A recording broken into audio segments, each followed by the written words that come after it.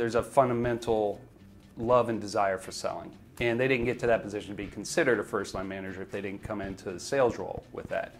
But as any sales executive knows, that not every salesperson is fit to be a sales manager. Just like a sales rep, there's certain things I could teach. I could bring them in and teach them how to do forecasting. I could teach them how to do pipeline management.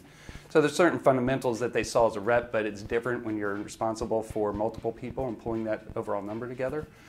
So I'm really looking for the things that I can't teach.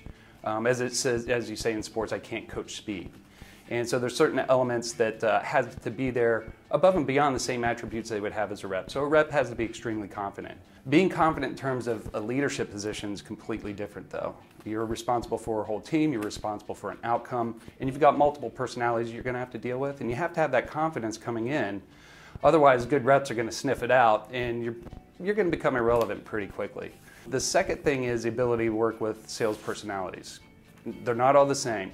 They're not all going to look like you, they're not going to act like you, they're not going to behave like you. And you've got to be able to adapt to that and still provide the leadership, the mentorship, the guidance to get them to where you want to be, and that is exceeding their numbers. The third thing is intellectual capacity. A good rep will bring that to the table to be successful, but then to move into, again, a role where you're responsible for others, you've got to be able to expand that intellectual capacity. You have to be able to touch a rep, and you got to be able to motivate that rep, and you've got to be able to add value. And you really have to expand your capacities. And if you don't have that intellectual curiosity and that capability, you're not going to get there. The fourth thing I look for is emotional maturity. And it's easy to be a demanding rep and walk away and go home at the end of the day feeling pretty good about it. But when you've got multiple demanding personalities coming to you every day, you've got to be able to handle that. And it takes a certain level of maturity that, again, I'm not going to be able to coach that. You've either got it or you don't. The next one is you've got to be able to work within a structure, a program, an organization, because your VP of sales is doing the same thing you are, but on a more massive scale. And if you can't fit into that system, if you can't follow the processes, and you're going to let your team do the things that you want to do, it's not going to work out.